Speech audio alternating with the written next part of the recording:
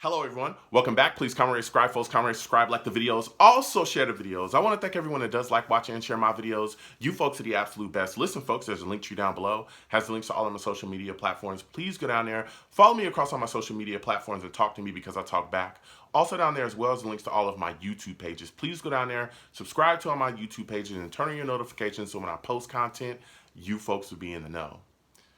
Listen folks, Tuesday at 7 p.m. Eastern.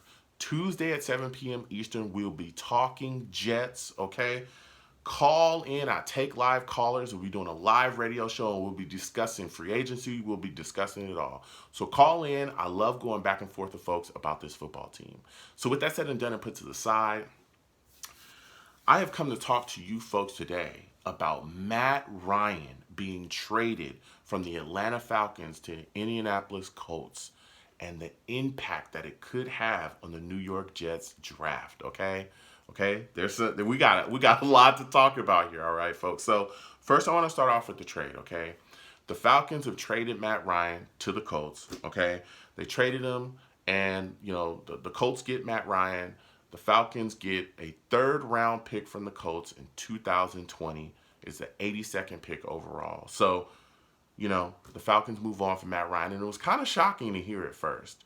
But at the same time, we started to kind of hear rumors about the future of Matt Ryan kind of being murky there in Atlanta when they started to publicly go after Deshaun Watson. All right, they were part of that four package teams. It was the Falcons, it was the Panthers, it was the Saints, and it was the Browns, which he eventually went to. So there was a lot of things surrounding that, right? And to try to facilitate the trade, to try to entice Deshaun Watson to come to Atlanta, they even pushed $7.5 million of Matt Ryan's roster bonus. They pushed it back to try to facilitate the trade and get him to really be interested, to try to do as much as they could to entice him.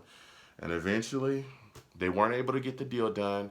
Watson said goodbye to them. He waived his no trade clause and went to Cleveland. And boy, did that hurt, because this trade right here of Matt Ryan now leaves $40.5 million on the dead cap for them.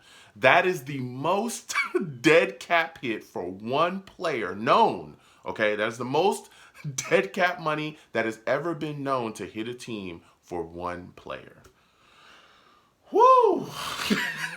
Atlanta's in some trouble, man. That's a lot of dead cap. And again, they still owe guys. They're still dead on dead cap money from guys like Julio. They're still dead cap money from Fowler.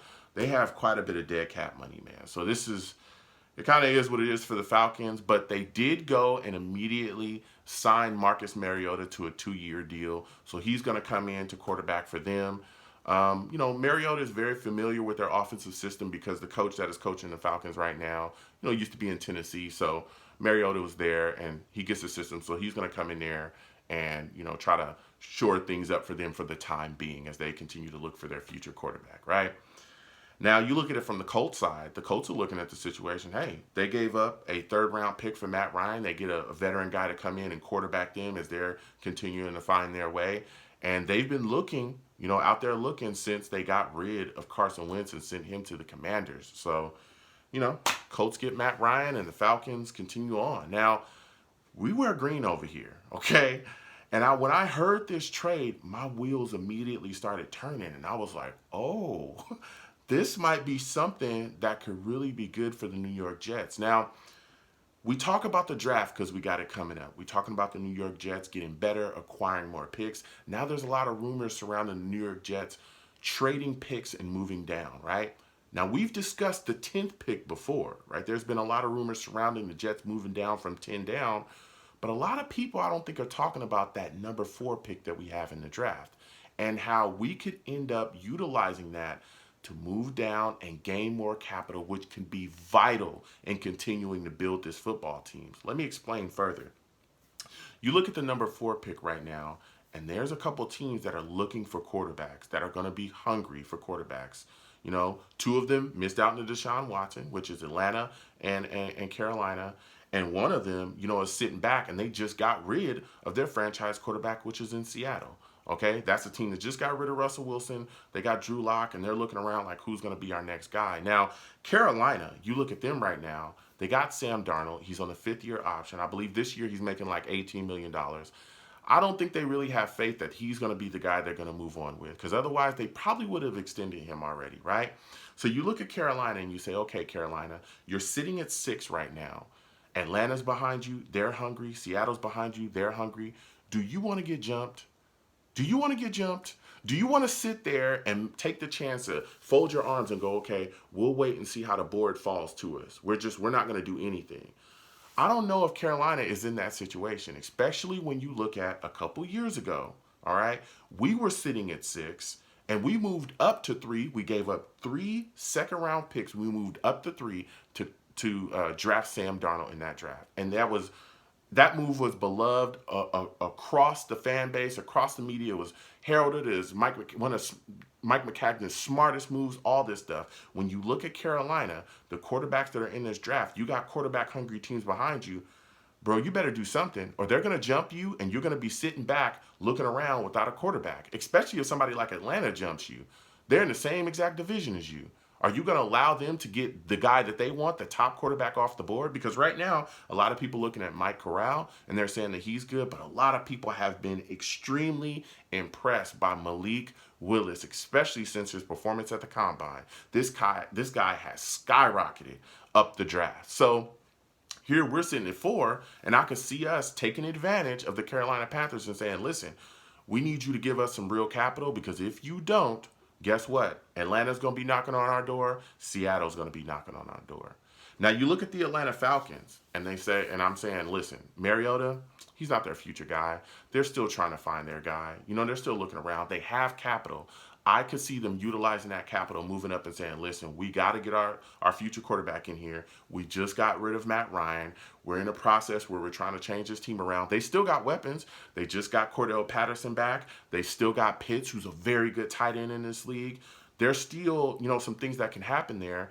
But if they can get a young face in there that can help, continue to turn things around, get them, learn them, groom them, guess what? They can move on quickly from Matt Ryan and have their franchise quarterback, in the midst right now, and continuing to go forward with him. Because again, we're in a quarterback-driven league. We're in an offensively driven league. If you don't have a guy that can throw the football on your squad, if you don't have a face of your franchise and you ain't a quarterback, you're going to have some issues. So I can see Atlanta being hungry and saying, you know what? We'll pull the trigger. We're sitting at 8.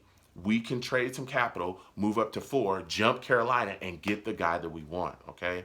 Now, the last team that I think could definitely look to move up as well, that could become trade partners with the New York Jets for that 4th pick in the first round, is none other than the Seattle Seahawks. They're sitting at 9, okay? And there's been a lot of talk about DK Metcalf. I talked about him, in a video just a little bit ago, and there was a lot of talk about trading for him. There's been rumors that the Seattle Seahawks are fielding offers, and they're trying to gauge interest from other teams about him. Listen, if Seattle were to offer swapping from 4 to 9 and offer DK Metcalf, I could see that trade being done in a heartbeat.